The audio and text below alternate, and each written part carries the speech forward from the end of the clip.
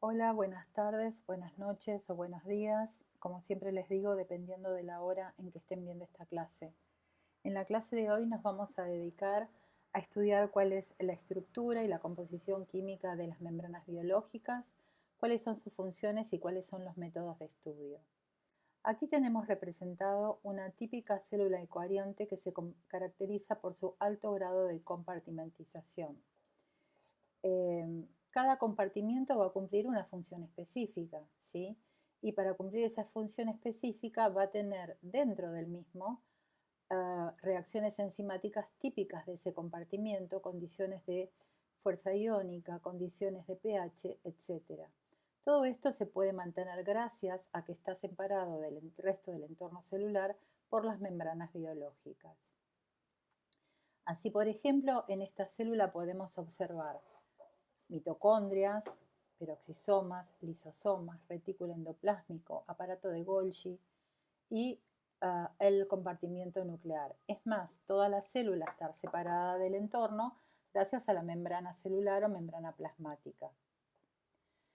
Todos estos compartimientos están rodeados o separados del entorno celular por una membrana, a diferencia o a excepción de las mitocondrias y del núcleo, que están separados del entorno celular por dos membranas biológicas. Tanto la envoltura nuclear como la mitocondria son los dos compartimientos, recuerden que están separados del resto del entorno celular por doble membrana. ¿Cuál es la estructura de estas membranas? La estructura de todas las membranas celulares es similar y sigue siendo la estructura propuesta por Singer y Nicholson allá en 1972. Según este modelo, que se denominó el modelo del mosaico fluido, la estructura de todas las membranas biológicas está determinada por una bicapa lipídica, y en esa bicapa lipídica se encuentran ancladas, se encuentran flotando diferentes tipos de proteínas. Cada compartimento celular va a estar, la membrana que rodea cada compartimento celular va a estar entonces formado por una bicapa lipídica y va a tener asociada a esa bicapa lipídica proteínas, proteínas que van a ser características de cada compartimento celular. Después de haber repasado uniones químicas, interacciones, les sigo dejando la misma pregunta. ¿Cómo se mantienen interaccionando entre sí o cómo se mantienen unidas entre sí las moléculas de lípidos para formar la bicapa lipídica? ¿Y cómo se mantienen unidas a la bicapa lipídica las proteínas? Esto es para que apliquen los conocimientos vistos anteriormente. Si a ustedes les interesa y son inquietos y curiosos respecto de la estructura de las membranas, les dejo una cita que es del 2014 y que está escrita por el mismo Nicholson, el mismo de Singer y Nicholson, donde hace una revisión del modelo del mosaico fluido 40 años después. Y este modelo sigue vigente, aunque con algunas consideraciones. Vamos a ver cuál es la composición química, ¿sí? O sea, la estructura de todas las membranas es una bicapa lipídica. Esto tiene que quedar claro cuál es la estructura y cuál es la composición. Ahora vamos a ver cuál es la composición de esa bicapa lipídica. La bicapa lipídica se encuentra constituida fundamentalmente por glicerofosfolípidos. Dentro de los glicerofosfolípidos, mayoritariamente tenemos entre un 55 y un 75%. Esos glicerofosfolípidos están constituidos por fosfolípidos y hay entre un 25 y un 40%, dependiendo del tejido, que están constituidos por plasmalógenos. Los plasmalógenos son fosfolípidos, con la diferencia que una de las uniones con un oxidrilo del glicerol, en lugar de ser unión éter, es unión éster. Además de los glicerofosfolípidos, tenemos los esfingolípidos, como esfingomielina y los glucoesfingolípidos, que constituyen entre un 5 y un 20% de las membranas. Y además tenemos el colesterol.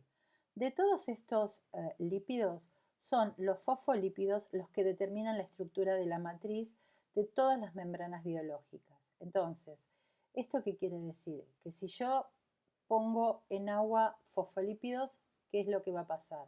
Esos fosfolípidos se van a organizar en una bicapa.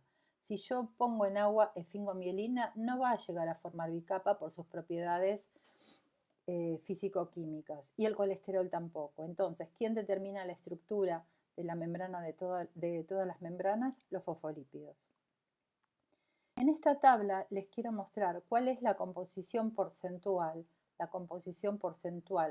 de las membranas que constituyen tanto las membranas plasmáticas de distintos tipos celulares como eucariontes, como procariontes, y la composición química en lípidos de las membranas de mitocondrias y retículo endoplásmico.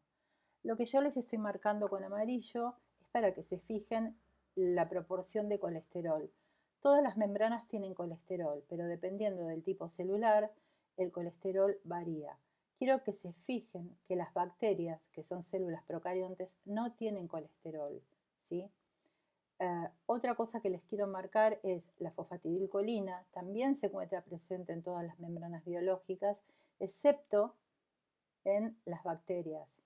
La esfingomielina también se encuentra presente en todas las membranas biológicas, pero no en las mitocondrias, ¿sí? Entonces, cada membrana biológica va a tener un perfil o un patrón de lípidos característico.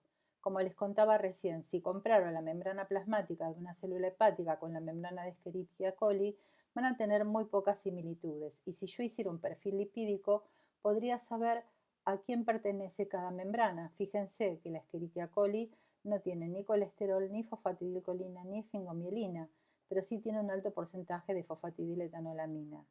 Si a su vez comparo la membrana plasmática de células hepáticas con las membranas de los compartimientos intracelulares, prácticamente son similares. Quiero que vean una cosa. La mitocondria tiene un alto porcentaje, un muy alto porcentaje. Si bien el perfil es similar, el perfil quiere decir que los lípidos que están presentes son los mismos. Lo que cambian son las proporciones. Entonces, si bien el perfil lipídico es similar, quiero que vean que la membrana mitocondrial tiene un alto porcentaje de fosfatidiletanolamina. ¿Por qué ocurre esto? Porque la fosfatidiletanolamina luego va a ser convertida en cardiolipina, que es un lípido marcador de la membrana mitocondrial interna. Bien. Entonces, como les decía recién, los fosfolípidos son los determinantes de la estructura de la matriz de todas las membranas biológicas, por lo que les acababa de decir. Cuando yo disuelvo, como ya lo vimos en la clase de lípidos y de hidratos de carbono, cuando yo trato de suspender o de mezclar fosfolípidos con agua, los fosfolípidos tienen tendencia a formar espontáneamente una bicapa. Si esa bicapa que se forma es muy grande, van a curvarse sobre sí mismo y por autosellado van a formar una vesícula que se denomina liposoma. Quiero que recuerden esto, es muy importante. Entonces, los fosfolípidos van a tender a formar bicapa. Mientras, otra cosa que les quiero mostrar es que acá tenemos representado el fosfolípido fosfatidilcolina. La fosfatidilcolina, si yo pudiera graficar su forma en el espacio, tiene el aspecto cilíndrico que vemos aquí. Parecerían como latitas de tomate. Entonces, la fosfatidilcolina va a tener facilidad para formar bicapa y apilarse una latita de tomate arriba de la otra de manera tal de dejar la parte de la lata que es hidrofóbica hacia el centro y la parte de la lata que es hidrofílica hacia la superficie acuosa. Se considera que la fosfatidilcolina es la formadora de bicapa por excelencia por su forma cilíndrica en el espacio. Recuerden que los ácidos grasos no forman bicapa, sino que cuando son suspendidos en una solución acuosa, los ácidos grasos lo que forman son micelas y tienen una sola capa de lípido, ¿sí? Bien. Otra cosa que tienen que tener en cuenta, a pesar de que la estructura de todas las membranas celulares es similar, todas las membranas van a poder mostrar en la célula dos hemicapas. Una hemicapa que está en contacto con el citosol, que se denomina hemicapa citosólica, y una hemicapa que está en contacto con los lúmenes de los compartimientos o con el exterior celular, ¿sí? Y van a tener diferente composición química probablemente, y van a tener diferente composición en proteínas. Bueno, vamos a ver cuáles son las propiedades de la bicapa fosfolipídica. Vamos a hablar sobre el movimiento de los lípidos, sobre la fluidez, la simetría, el espesor y la curvatura de la bicapa. Bueno, primero vamos a hablar sobre el movimiento de los lípidos. Los lípidos que se encuentran en la bicapa fosfolipídica o en la bicapa lipídica pueden moverse fácilmente hacia los costados, lo cual se denomina difusión lateral, pueden rotar sobre sí mismos, lo cual se denomina rotación, y pueden moverse hacia los costados como si fuera un balanceo, lo cual se denomina flexión, ya que las colas de los ácidos grasos pueden moverse libremente. Lo que se encuentra mucho más restringido es el movimiento de flip-flop, es decir, el pasaje de un lípido desde un lado de la bicapa hacia el otro. ¿A qué se debe esto? Se debe fundamentalmente a que, debido al tamaño de sus cabezas polares, es termodinámicamente no favorable que el fosfolípido atraviese con esa cabeza polar el núcleo hidrofóbico de la bicapa. Fíjense, en este esquema que les pongo, tenemos diacilglicerol que va a tener simplemente como cabeza polar un oxidrilo y luego tenemos fosfatidilcolina que tiene una cabeza polar bastante más considerable. Fíjense que, y tenemos una lisofosfatidilcolina que además de tener la cabeza polar tiene un oxidrilo libre. Fíjense que a medida que aumenta el volumen y la característica de la cabeza polar, el tiempo que tarda en girar de un lado al otro de la membrana aumenta. En el caso de un glicofosfolípido que tenga una alta cabeza polar como los glicoesfingolípidos, va a ser prácticamente imposible que estos hagan flip-flop en forma espontánea o sin ayuda. ¿Esto significa que los fosfolípidos no pasan de un lado al otro de la membrana? No, significa que para poder pasar de un lado al otro de la membrana van a necesitar flipasas, que son proteínas que los van a ayudar a transportarse de un lado hacia el otro.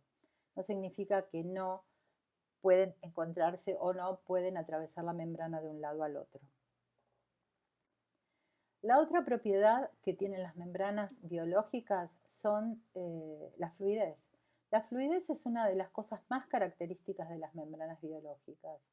Nosotros para estar vivos necesitamos tener membranas fluidas. ¿Qué significa fluidas? Necesitamos tener membranas que tengan una fluidez que sea aproximadamente igual al aceite de oliva. O sea, una cosa con esa viscosidad. Bien, ¿de qué depende la fluidez de las membranas? Va a depender de la temperatura y va a depender de la composición química. De la temperatura. Es fácil entender que cuando aumenta la temperatura, aumenta el movimiento cinético de las moléculas, aumenta la movilidad de las moléculas y al aumentar esa movilidad, la membrana se desordena y al desordenarse va a aumentar la fluidez. Sin embargo, quiero que entiendan que en las células animales esto no puede ocurrir porque los organismos animales mantienen su temperatura constante. O sea, no podemos aumentar la fluidez de la membrana calentando las células para que la fluidez aumente. Entonces, dentro de las células animales y de los seres vivos que son homeotermos, o sea que se mantienen a una misma temperatura, la fluidez va a depender fundamentalmente de la composición química. Quiero que piensen que en el caso de las bacterias o de los organismos unicelulares, eso sí depende de la temperatura, pero los organismos superiores no. Entonces, dijimos que la fluidez depende de la composición química. En cuanto a la composición química, vamos a hablar fundamentalmente de los ácidos grasos. Acá quiero hacer hincapié en que los ácidos grasos de cadena larga y los ácidos grasos de cadena larga con dobles insaturaciones en posición trans van a generar unas membranas más ordenadas que aquellos ácidos grasos que tienen unas insaturaciones en posición cis. Acuérdense que en posición cis los ácidos grasos se quiebran y eso va a generar una membrana más desordenada con esa colita que está quebrada, ¿sí? Los otros ácidos grasos que van a favorecer la fluidez de la membrana son los ácidos grasos de cadena corta, ya que no llegan hacia el centro del núcleo hidrofóbico y evita el empaquetamiento de las colas aledañas. Por otro lado, el colesterol se va a ubicar hacia la parte externa, en los primeros 10 o 12 carbonos del ácido graso, hacia la parte externa de ambas semicapas. Y lo que va a favorecer el colesterol es la rigidización de esa parte, de la parte externa, de la que se encuentra cerca de las cabezas polares. Por lo tanto, el colesterol va a favorecer y a fortalecer las propiedades de barrera, porque al ubicarse cerca de las cabezas polares y en las primeras 10 o 12 carbonos del ácido graso, va a fortalecer el aspecto de barrera y va a impedir que las sustancias, que los fosfolípidos se separen y que las sustancias presentes en el medio extracelular o en el medio citosólico puedan atravesar la bicapa. Sin embargo, el colesterol en general no rigidiza la membrana, sino que favorece su fluidez. ¿Por qué favorece su fluidez? Miren ustedes el dibujo que tenemos hacia la derecha donde tenemos una bicapa ordenada. Una bicapa ordenada, supónganse, porque tenemos muchos ácidos grasos saturados y de cadena larga, lo cual favorece que esta bicapa esté ordenada y más compacta. Ahora piensen, si yo pudiera intercalar entre cada uno de esos fosfolípidos una molécula de colesterol que solo va a llegar hasta la mitad de las colitas, ¿cómo sería el centro de la membrana respecto de la membrana sin colesterol? Sería mucho más fluida.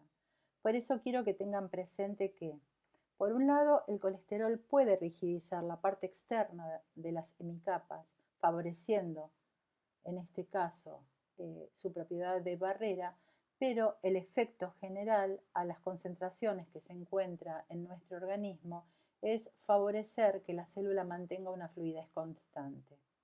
A menores concentraciones que las que tiene la célula en nuestro organismo, la bicapa se vuelve mucho más fluida por el efecto de que va a impedir que las cabezas polares se encuentren tan unidas. Eso tampoco es beneficioso porque las proteínas que se encuentran en la bicapa van a estar activas en el entorno adecuado y con la fluidez adecuada y que está determinada genéticamente. Bien, acá les dejo una pregunta para que piensen. ¿Cómo influye una dieta rica en salmón y una dieta rica en margarina sobre la fluidez de las membranas?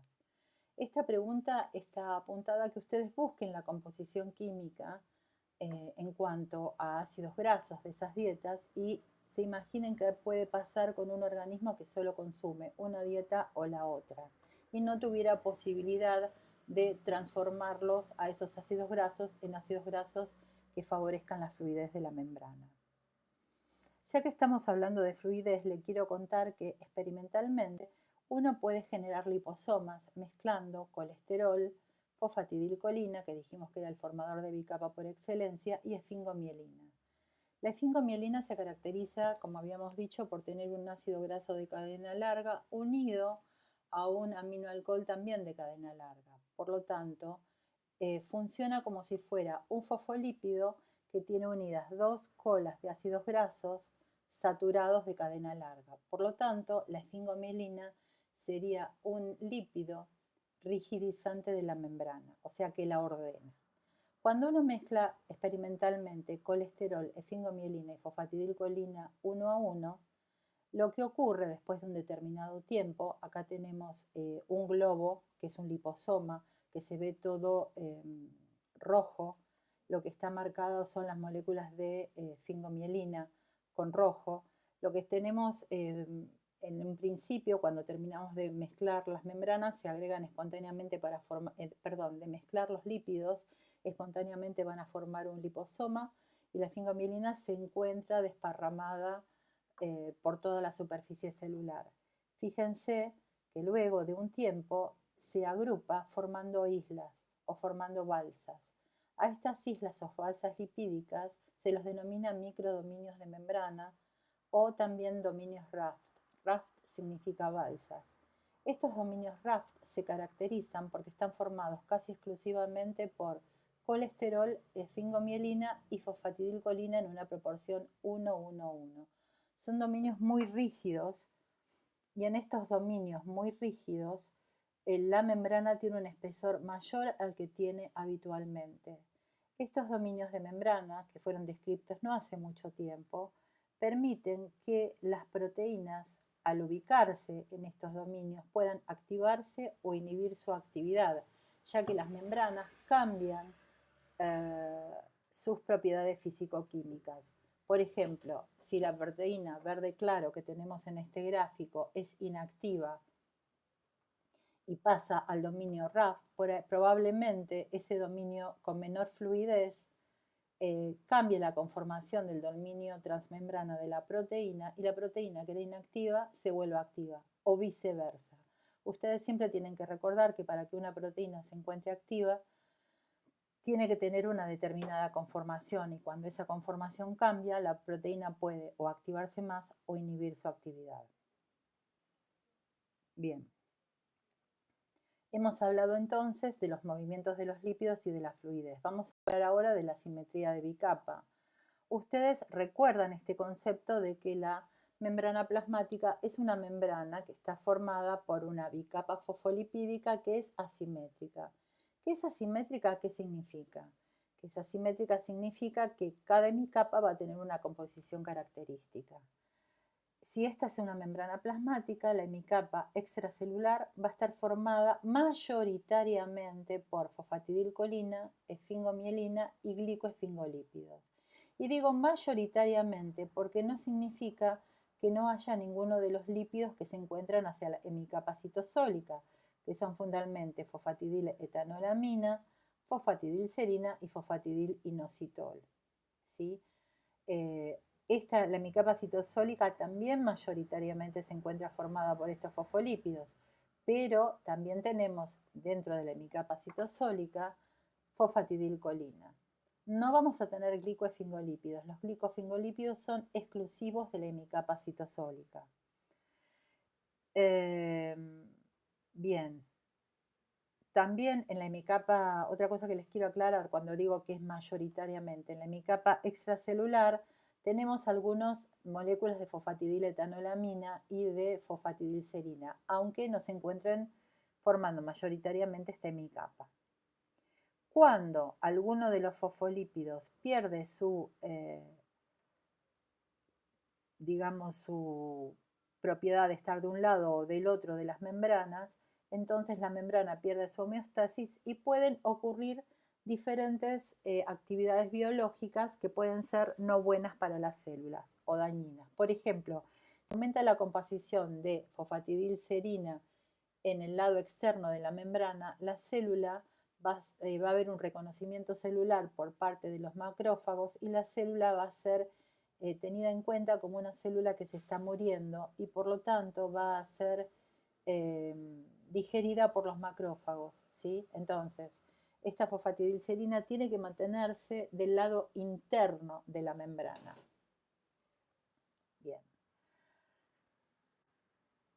Del lado intracelular se caracteriza por la presencia de fosfatidilserina, fosfatidilinositol, también tenemos fosfatidiletoanolamina y fosfatidilcolina. Estos fosfolípidos tienen que estar dentro de la hemicapa citosólica ya que van a participar activamente de vías de señalización que son iniciadas por las distintas fosfolipasas, fosfolipasa C, fosfolipasa D, fosfolipasa A2. Estas fosfolipasas van a iniciar vías al hidrolizar el fosfolípido de señalización que van a activar proteína quinasa C, fosfatidilinositol 3 quinasa y que van a generar distintas respuestas celulares. Si yo tuviera estos fosfolípidos del lado externo de la membrana, estas vías de señalización no podrían ocurrir. Es decir, la simetría de la bicapa que forma la membrana celular, la membrana plasmática, tiene un sentido y tiene una función biológica. Bien, ahora, ¿cómo se genera la simetría? ¿Todas las membranas de las células son asimétricas? No. La membrana del retículo endoplásmico no es asimétrica. En el retículo endoplásmico se forman, o como vamos a ver en una diapositiva más adelante, se sintetizan todos los lípidos de la célula. Esta membrana no es asimétrica, tiene la misma composición, una composición balanceada de un lado y del otro de la bicapa, ¿sí?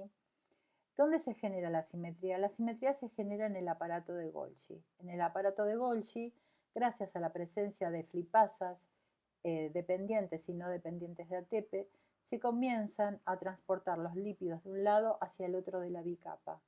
Y ahí se establece fundamentalmente en el aparato de Golgi, es donde se va a llevar a cabo fundamentalmente la síntesis de los glicolípidos y de la esfingomielina, lo cual ya va a marcar una diferencia en composición de un lado y del otro de la bicapa, que se sintetizan hacia la hemicapa luminal, que va a ser la que luego esté en contacto con el exterior celular. Y los fosfolípidos que tienen que estar mayoritariamente acompañando a los glicoesfingolípidos y a la esfingomielina van a ser transportados hacia la hemicapa luminal o externa gracias a la participación de estas flipasas, ¿sí? Y si algún fosfolípido, como la fosfatidilcerina, quedara del lado extracelular o citosólico, va a ser rápidamente, del lado extracelular o luminal, va a ser rápidamente transportado hacia el lado citosólico, gracias también a la participación de aminotraslocasas. Bien, lo otro que les quiero mostrar sobre las membranas es que cada fosfolípido tiene una forma característica y eso va a ser en parte lo que va a contribuir y va a determinar que esté de un lado o del otro de la membrana. Como yo les dije previamente, la fosfatidilcolina tiene un aspecto cilíndrico debido a que su cabeza polar es bastante grande y puede compensar la disposición de las colas de ácidos grasos en el espacio. Entonces tiene tendencia a apilarse en forma inversa, o sea, teniendo las colas, se apila cola con cola y las cabezas quedan hacia las superficies acuosas, mientras que la fosfatidiletoanolamina tiene cabezas polares muy pequeñas y entonces es más probable que tenga un aspecto cónico, ¿sí? Porque la cabeza es pequeña y la disposición de las colas hidrocarbonadas de los ácidos grasos va a generar que este fosfolípido tenga un aspecto cónico y va a favorecer la curvatura de las membranas, ¿sí? La esfingomielina, como les dije antes, también tiene un aspecto cilíndrico, solamente que lo que va a favorecer en este caso la esfingomielina es que aumente el espesor de las membranas, porque en los ácidos grasos y el aminoalcohol que forman parte de la estructura de la esfingomielina son saturados y ocupan una mayor extensión que los ácidos grasos que pueden tener la fosfatidilcolina. Entonces, donde tenga esfingomielina, además, y que probablemente tenga un aminio RAF, voy a tener un espesor mayor de la membrana. ¿Dónde se sintetizan los lípidos? Los lípidos se sintetizan en el retículo endoplásmico. Todos los lípidos se sintetizan en el retículo endoplásmico. Sin embargo, podría ocurrir que cada uno de los compartimentos en particular pueda finalizar la síntesis de algún lípido en particular. Por ejemplo, en la mitocondria, como les dije antes, a partir de la fosfatidiletoanolamina se sintetiza el fosfatidilglicerol y la cardiolipina, ¿sí? Y son ricas en estos componentes, mientras que cardiolipina no tengo en el retículo endoplásmico. En las membranas del aparato de Golgi y las membranas celulares van a ser ricos en lo que se denomina polifosfoinosítidos, que son lípidos derivados del fosfatidilinositol, ¿sí? Entonces, si bien todos los lípidos de la célula se sintetizan en el retículo endoplásmico, va a haber algunos que se sinteticen en el aparato de Golgi, otros en las mitocondrias, otros en las membranas plasmáticas, pero siempre partiendo del lípido fundamental madre que se sintetizó en el retículo endoplásmico.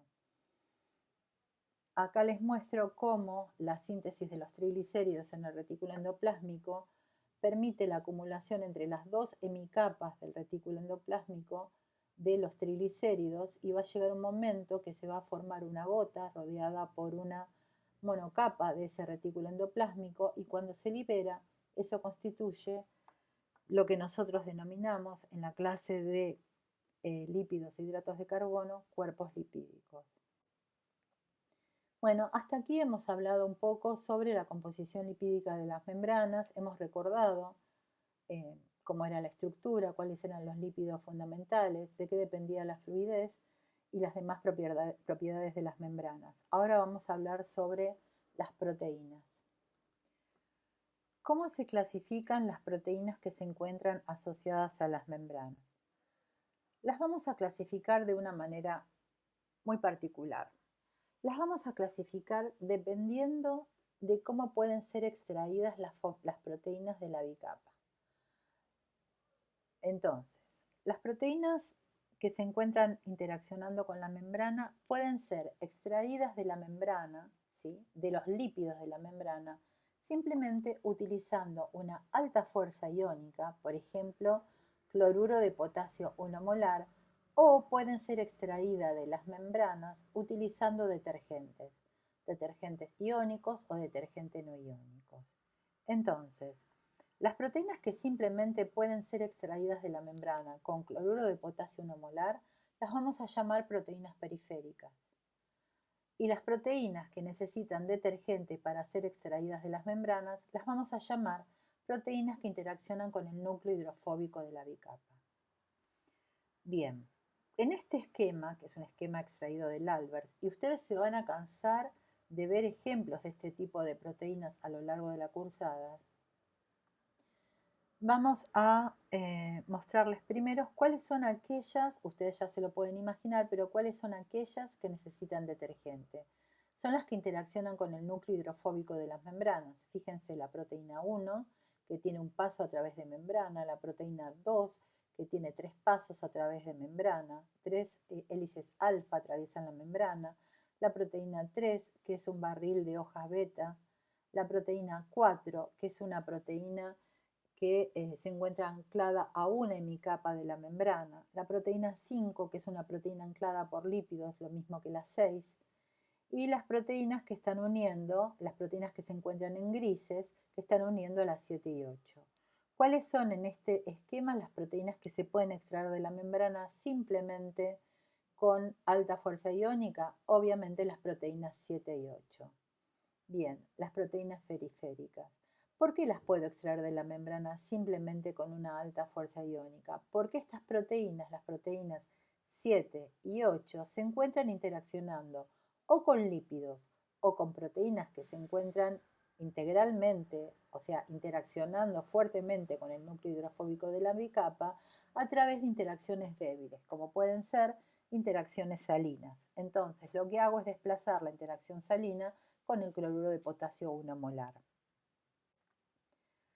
Obviamente, para hacer ese tipo de experimentos yo tengo que tener un sistema libre de células. Esto es para que lo piensen.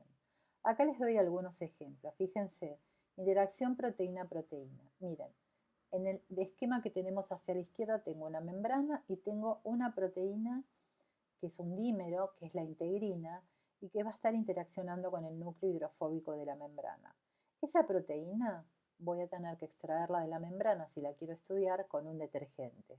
Sin embargo, la integrina se encuentra unida hacia la cara citosólica con una proteína adaptadora y hacia la cara extracelular con la fibronectina, que a su vez interacciona con el colágeno. Tanto la proteína adaptadora como la fibronectina podemos considerarlas proteínas periféricas y probablemente yo simplemente utilizando cloruro de potasio 1 molar, a partir de microsomas que contengan estas estructuras voy a poder aislar ambas proteínas. En el dibujo que se encuentra hacia la derecha tenemos un ejemplo de proteínas que se encuentran interaccionando con lípidos. Fíjense, tenemos hacia el lado izquierdo una proteína dimérica que es de color verde que atraviesa la membrana. Esa proteína va a ser una proteína que interacciona con el núcleo hidrofóbico de la membrana. Ahora fíjense, hay una proteína en azul que se llama PI3 quinasa. Esa proteína en azul está interaccionando, fíjense, está interaccionando con un grupo fosfato que tiene la proteína verde. Esa proteína es una proteína periférica porque está interaccionando por uniones, por interacciones débiles con la proteína verde, que es una proteína que se encuentra interaccionando con el núcleo hidrofóbico de la membrana. Es una proteína integral la que se encuentra interaccionando con el núcleo hidrofóbico de la membrana. Entonces, la proteína azul es una proteína periférica, lo mismo que la proteína marrón, que es una proteína de señalización, y fíjense con lo que está interaccionando. Está interaccionando con un fosfolípido que tiene 3 fosfatos y por lo tanto 3 cargas negativas, y la proteína va a estar interaccionando con esas 3 cargas negativas o con esas cargas negativas a través de interacciones iónicas, que recuerden que en solución acuosa son interacciones débiles. Por lo tanto, tanto la proteína azul turquesa como la proteína marrón son proteínas periféricas y la proteína verde es una proteína que interacciona con el núcleo hidrofóbico de la membrana y que si yo quisiera extraerla a partir de un microsoma tendría que utilizar detergente. Acá les doy más otro ejemplo. La interacción proteína-lípido yo se las mostré en el primer ejemplo del lado citosólico. Acá tenemos otro ejemplo del lado citosólico donde la proteína verde es una proteína que va a interaccionar con los lípidos en el lado citosólico, y quiero que lo recuerden esto porque esta interacción proteína-lípido va a favorecer la deformación de la membrana. Hay proteínas que interaccionan con los lípidos y en la medida que van interaccionando favorecen la curvatura de la membrana. Quiero que recuerden esto para cuando estudiemos tránsito vesicular. Como les decía, yo puedo extraer una proteína periférica de las membranas utilizando cloruro de potasio. Les recuerdo, o el dibujo que aparece arriba a la derecha, es para recordarle que las proteínas periféricas interaccionan con proteínas integrales o con proteínas o con lípidos de la membrana por un mecanismo de complementariedad molecular, ¿verdad? Bien, si yo acá tengo un esquema donde tengo una membrana y tengo una proteína verde que atraviesa la membrana, tengo lípidos y tengo una proteína naranja que interacciona con lípidos y una proteína roja que interacciona con la proteína verde por mecanismos de complementariedad molecular, interaccionando a través de fuerza iónica. Bien, entonces cuando yo pongo cloruro de potasio en alta concentración, fíjense lo que pasa. El cloruro de potasio es capaz de desplazar las interacciones débiles y de liberar de su unión débil a tanto la proteína como los lípidos, la proteína naranja y la proteína roja. Eso, una vez que yo lo tengo todo en un tubo de ensayo, microsomas, cloruro de potasio. El cloruro de potasio, después de que actúe, me va a separar las proteínas naranja y roja de la membrana. ¿Cómo voy a hacer para quedarme con las proteínas una vez que las separé? Esto se lo dejo para que lo piensen, ¿sí? Entonces, ¿cómo sería el experimento? Yo tengo un tubo Eppendorf, pongo microsomas, pongo cloruro de potasio en un buffer adecuado con pH adecuado, y después de un tiempo el cloruro de potasio va a desplazar las proteínas de su unión a la membrana. Ahora, después de un tiempo, yo en mi tubo Eppendorf voy a tener todo en suspensión. ¿Cómo hago para quedarme con las proteínas que fueron separadas de la membrana? Piénsenlo.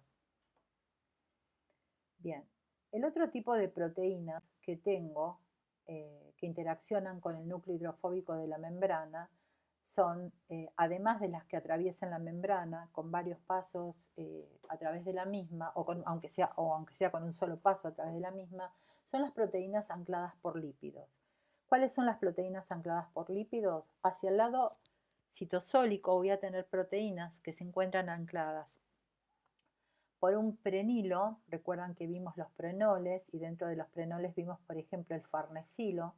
El farnesilo es una de las moléculas que va a unirse a alguno de los restos aminoácidos de la proteína y va a permitir que esta proteína, si bien no se encuentra inmersa la parte peptídica dentro de la membrana, la proteína a través de esa colita hidrofóbica va a quedar inmersa en la hemicapa y va a quedar anclada a la membrana. Lo mismo ocurriría con una proteína que tenga anclada alguno de sus aminoácidos, que esté unida, perdón, alguno de sus aminoácidos por un grupo acilo, o sea que provenga de un ácido graso. Hacia el exterior, las proteínas ancladas por lípidos en general son aquellas que están ancladas por un ancla de fosfatidilinositol, ¿sí? Entonces, eh,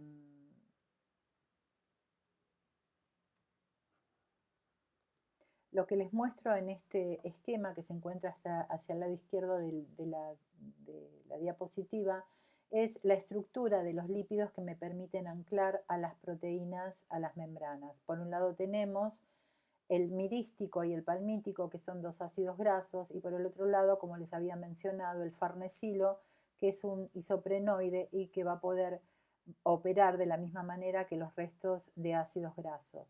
Las proteínas, entonces, recuerdan que se encuentran hacia el lado externo de la membrana, van a estar unidas a través de un glicosilfosfatidilinositol, ¿sí?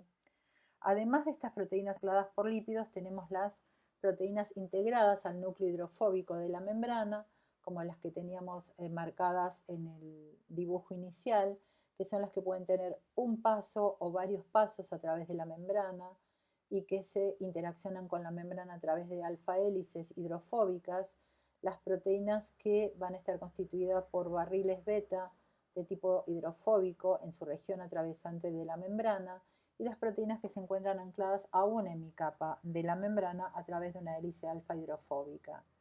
En estas proteínas se pueden diferenciar claramente tres dominios: un dominio extracelular o luminal, un dominio citoplasmático y un dominio transmembrana. El dominio transmembrana, recuerden, sobre todo si tenemos una alfa hélice, que va a estar formada por aminoácidos no polares, que son de tipo hidrofóbico, porque yo necesito que esos aminoácidos hidrofóbicos interaccionen con las colas hidrofóbicas de los ácidos grasos para mantenerse unidos a la membrana. La pregunta siempre es la misma: ¿cómo hacen estos aminoácidos para mantenerse unidos a las colas hidrofóbicas de los fosfolípidos en la membrana? ¿A través de qué tipo de uniones o interacciones? ¿Cuál es? Esto se lo dejo para que lo respondan ustedes. Ejemplo de este tipo de proteínas tenemos, por ejemplo, como proteína unipaso a la glicoforina, que es una proteína presente en el glóbulo rojo, o como ejemplo de proteína multipaso, la vamos a ver mucho cuando lleguemos a señalización, tenemos a los receptores de 7 receptores GPCR, que son receptores para señalización intracelular y que tienen 7 pasos transmembrana, tienen 7 alfa hélices que atraviesan la membrana. También, por ejemplo, los canales de potasios, que están formados por 4 subunidades. Cada una de esas subunidades está formada por 3 alfa hélices que se integran a la bicapa lipídica de la membrana. Acá tenemos el ejemplo de barril beta, que esta estructura se encuentra presente en las membranas de las bacterias generalmente, y que, a diferencia de las que se encuentran atravesando las bicapas eucariontes, está constituida por una estructura de hoja beta. Bueno, ¿cómo se extraen estas proteínas que se encuentran interaccionando con el núcleo hidrofóbico de la membrana? Dijimos que detergentes. ¿Qué tipo de detergentes? Podemos tener detergentes iónicos como el SDS, ¿sí? O no iónicos como el Tritón X100 o como el beta-octoglucósido, ¿sí? El más usado generalmente es el Tritón X100. ¿Qué diferencia hay entre uno y otro? Cuando nosotros ponemos un detergente no iónico en una solución acuosa, recuerden, el detergente no iónico, un detergente es como un ácido graso, va a tener una cabeza polar y una cola hidrofóbica. Cuando nosotros poníamos un ácido graso en solución acuosa, que formaban micelas. Cuando nosotros ponemos un detergente en solución acuosa en presencia de una membrana, esas colitas van a empezar a intercalarse en las estructuras lipídicas de la membrana y van a terminar formando micelas con la membrana y con las estructuras proteicas que allí se encuentran, ¿sí? Entonces, para poder extraer una proteína de la membrana con su conformación nativa, lo que uno utiliza es un detergente no iónico que va a formar micelas y va a poder extraerla de la membrana en su forma nativa.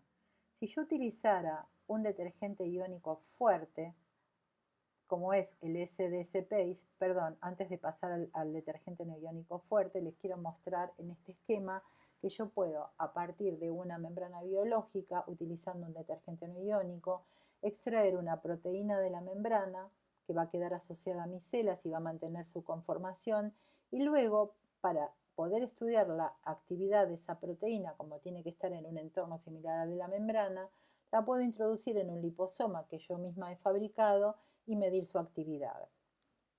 ¿Qué ocurriría si yo utilizo un detergente iónico fuerte?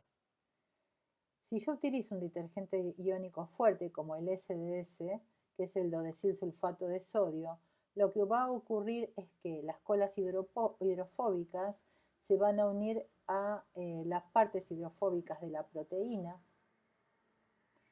y la van a desnaturalizar completamente, ¿sí? Se van a unir y la carga que tiene la cabeza polar va a romper las interacciones iónicas y las interacciones puentes de hidrógeno que están estabilizando la estructura terciaria y secundaria de la proteína, y lo que van a hacer es desnaturalizarla completamente. Por lo tanto, si yo utilizo un detergente iónico, no voy a poder estudiar la actividad de la proteína, porque la va a desnaturalizar, mientras que si utilizo un detergente no iónico, voy a poder estudiarla. Otra característica de las membranas, de las proteínas asociadas a membranas, es que tienen una vectorialidad. ¿Qué quiero decir qué quiero decir con que tienen una vectorialidad? Que tienen una direccionalidad. O sea, no es lo mismo la parte, en este caso, fíjense, en este caso tenemos una membrana, en esta membrana tenemos una parte externa, una hemicapa citosólica y una hemicapa extracelular. En la hemicapa extracelular se encuentran los dominios extracelulares de la proteína que contienen todos los glúcidos, mientras que en la hemicapa citosólica no. Por lo tanto, la proteína tiene una dirección vectorial de cómo insertarse en la membrana. ¿Sí? El vector va desde el citosol hacia el extracelular, y van a ser diferentes los dominios que encuentre de un lado y del otro de la membrana. ¿Sí? Recuerden siempre que la parte glucídica de las glucoproteínas se encuentran siempre hacia el extracelular. Esto lo vamos a ver bien cuando veamos tránsito vesicular y cómo son esos glúcidos sintetizados en el aparato de Golgi. Es muy raro encontrar proteínas glucosiladas hacia el lado citoplasmático. De la misma manera, es muy raro encontrar puentes de hidrógeno,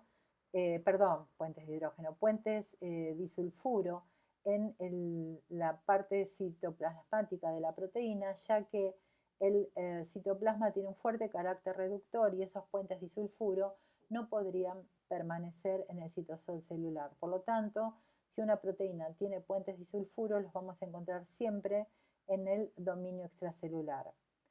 Entonces, estas características, como les decía recién, va a hacer que ambos lados de una membrana tengan características diferentes y tenga topografías diferentes. Y la composición del dominio extracelular, la composición proteica del dominio extracelular va a ser muy diferente a la composición proteica y lipídica del dominio intracelular de la proteína. Y si hablamos de la membrana, la composición lipídica y proteica de la hemicapa extracelular va a ser diferente a la composición lipídica y proteica de la hemicapa citosólica. Esto me está hablando de que hay topografías diferentes.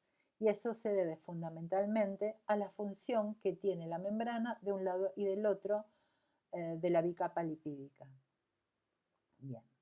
Por último, vamos a hablar del movimiento de las proteínas. ¿Se pueden mover las proteínas en la bicapa? Sí, se puede mover la proteína en la bicapa, pero muchas veces ese movimiento está restringido. ¿Por qué puede estar restringido? Miren, puede estar restringido porque las proteínas se encuentran formando clústeres o agrupaciones proteicas que interaccionan entre ellas mismas, ¿sí? Se interaccionan entre ellas mismas y va a ser muy difícil que una proteína se libere y se pueda mover libremente. Esto es lo que se encuentra representado en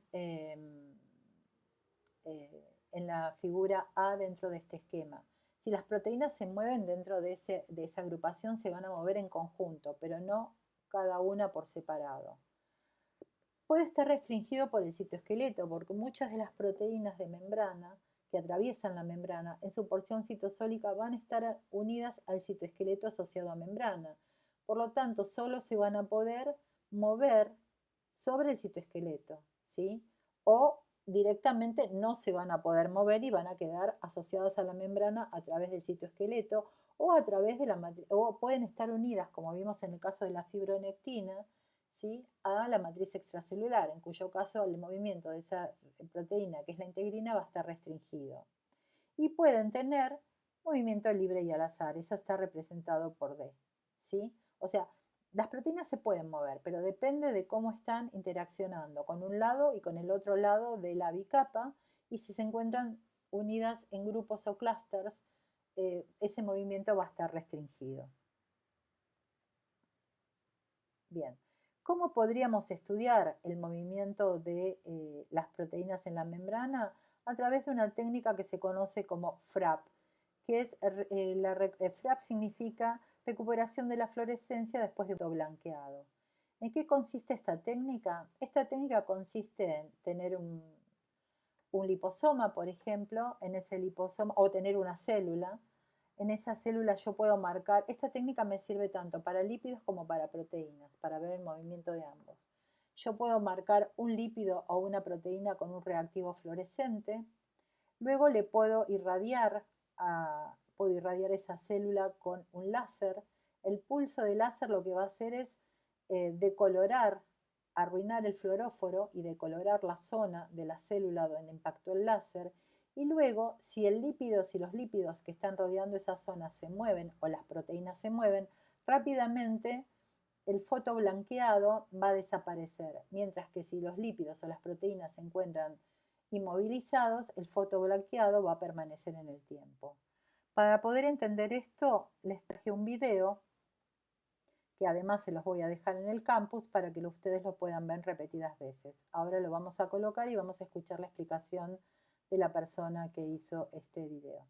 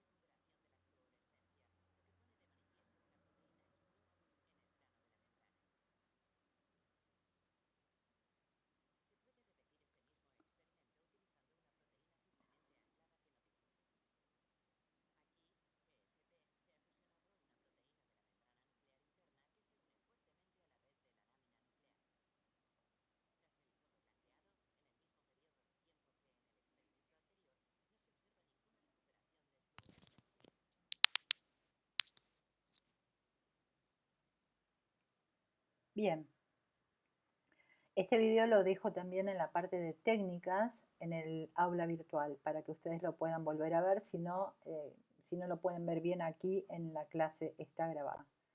Bueno, entonces, resumiendo, las membranas biológicas están formadas por lípidos y proteínas. Las membranas tienen una principal función que va a ser una barrera, un límite entre la célula y el entorno o entre los compartimientos y el citosol y el interior del compartimiento. Los lípidos le van a dar la impermeabilidad fundamental a la membrana gracias al núcleo hidrofóbico que se forma en el centro de las bicapas y a su vez le van a dar fluidez para que las proteínas puedan insertarse cómodamente y puedan ejercer su función y puedan eh, tener la conformación que tienen que tener. Las proteínas son las que le van a dar la permeabilidad selectiva, porque los lípidos, como hablamos, entre los fosfolípidos y el colesterol, recuerden que formaban una barrera impermeable. Las proteínas son las que le van a dar la permeabilidad selectiva, porque van a seleccionar qué cosas van a ingresar y qué cosas no, a través de los transportadores. Además, las membranas, además de barreras, participan de los procesos de señalización, ¿sí? Los lípidos, gracias a la simetría, van a aportar sustratos y cofactores de las enzimas que van a poder degradar esos lípidos y generar señales.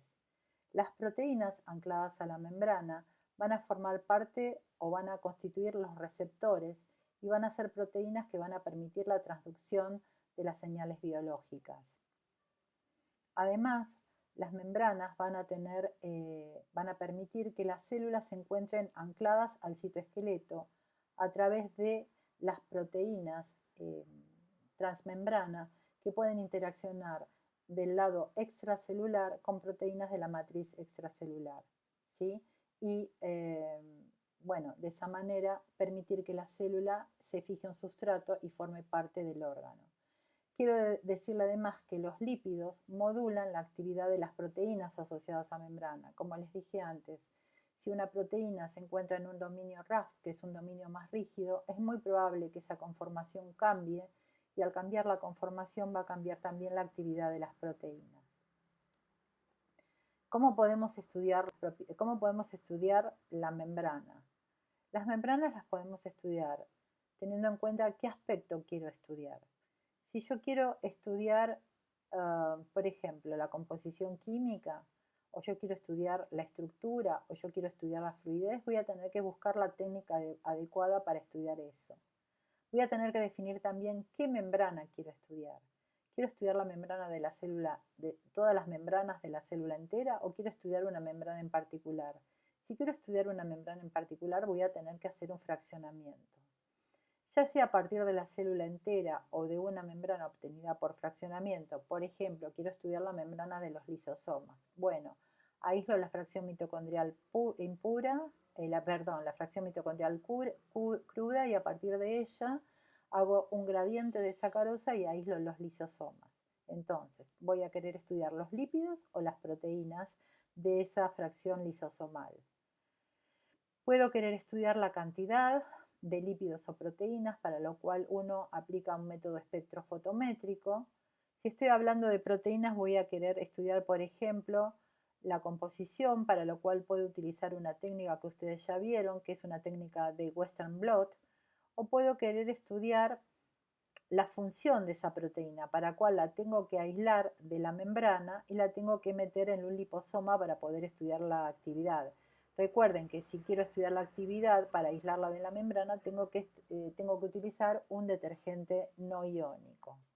En cuanto a los lípidos, para poder estudiar los lípidos, puedo querer estudiar la cantidad, para lo cual puedo usar métodos espectrofotométricos, o puedo querer estudiar su composición, para lo cual voy a hacer una cromatografía en placa delgada, como esta que les estoy mostrando acá y que nosotros habitualmente hacemos con los alumnos cuando tenemos una cursada presencial, y puedo estudiar su composición fosfolipídica. Esto que tenemos acá es una cromatografía en placa delgada, también conocida como TLC.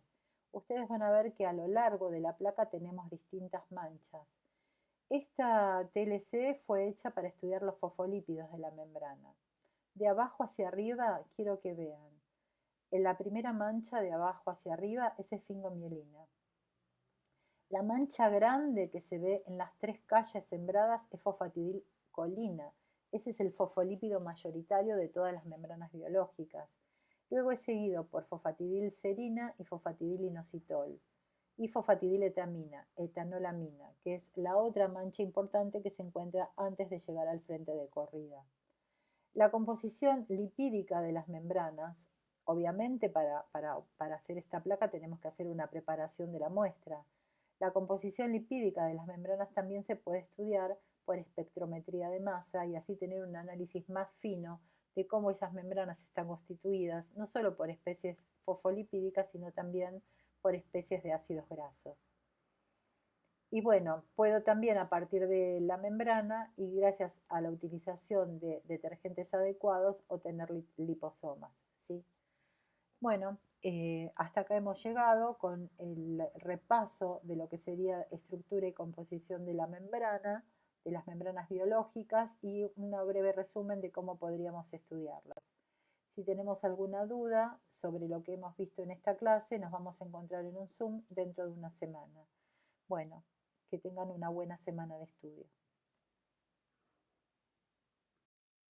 La movilidad lateral de las proteínas de membrana se puede medir en células vivas